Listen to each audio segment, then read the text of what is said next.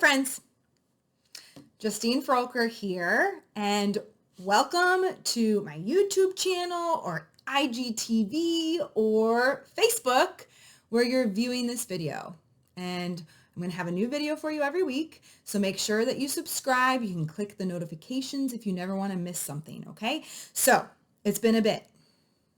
It's been 2 weeks. I took a sabbatical. And lots of you, including me, thought that it would be a week. I knew by day 2 it would be 2 weeks. And I took a break from creating content. I deleted my social media apps on my phone. I didn't post on social media. I did check for business messages because my business is on social media and I don't have this huge team working for me yet. And I am back.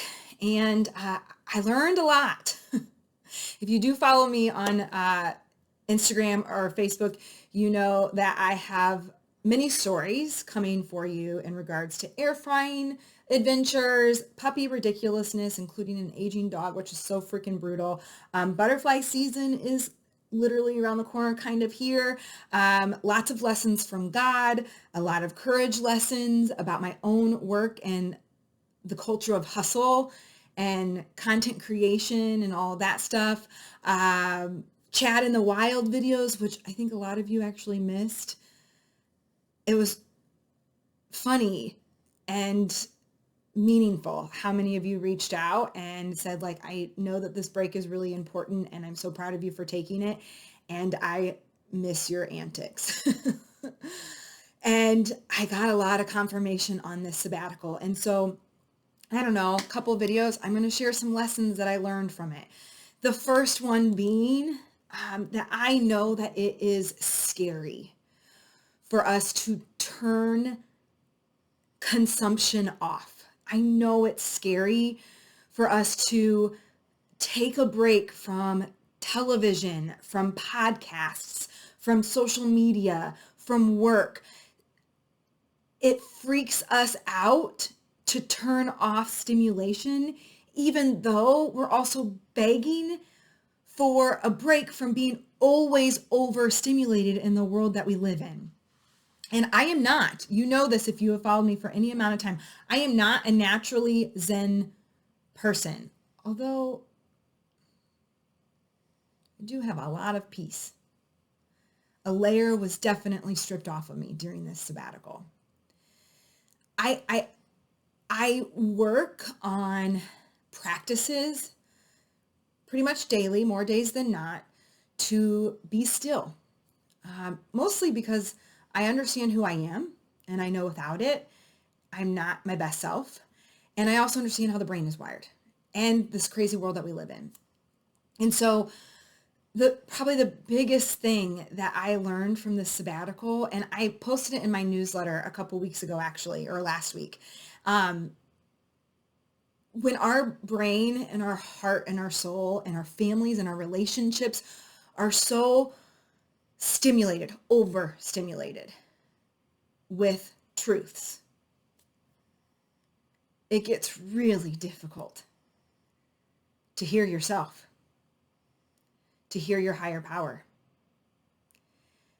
And it's really easy to start to believe the lies of the world and of shame, that those truths are no longer there.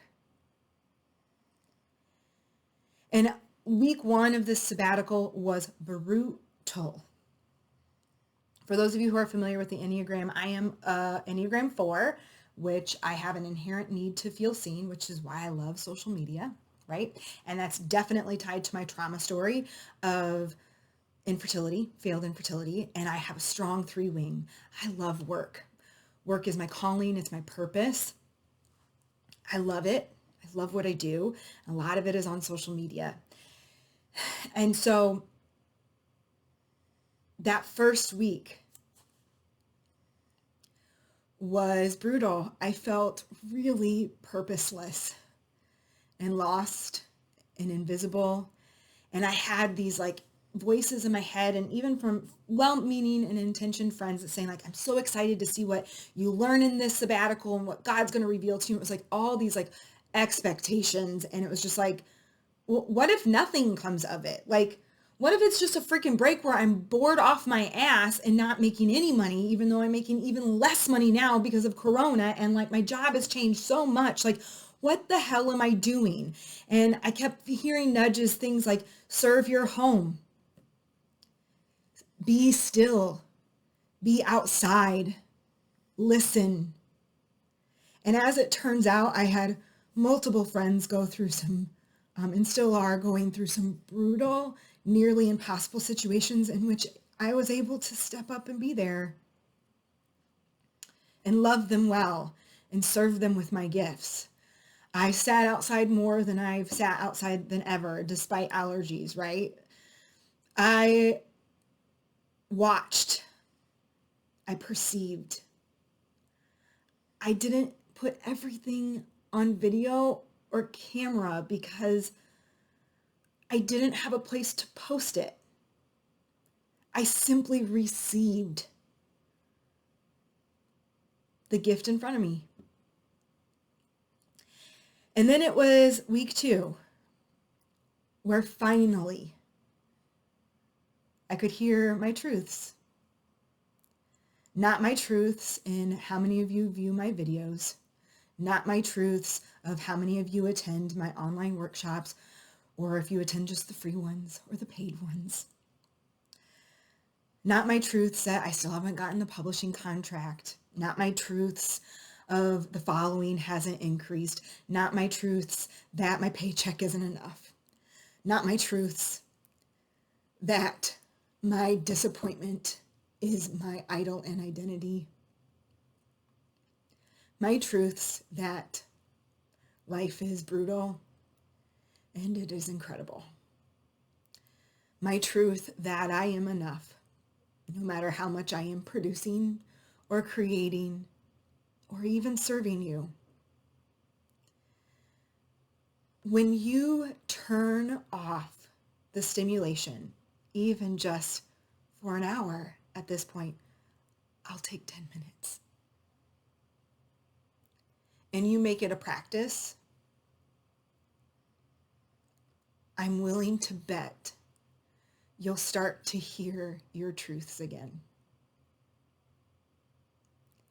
And right now, as this world wrestles with how to open up, I think we all could really use some clarity and knowing of what our truths are. Well over my 4 minutes. So what's to come? A couple workshops, not as many as before, and that's okay. Social media, I'll be using it in a different way, mostly in my scrolling, because it just doesn't feel like a safe place right now for me. And weekly videos like this. So whatever platform you are watching on, YouTube, LinkedIn, Instagram, or Facebook, please make sure you're following the page, and don't trust those algorithms because you need to set it to notify you when something new comes up. So thank you for being here. Thank you for your words of encouragement. Own your weird. Walk in your truths. Maybe be still this week so you can hear them. And know your enoughness. I'll see you next time.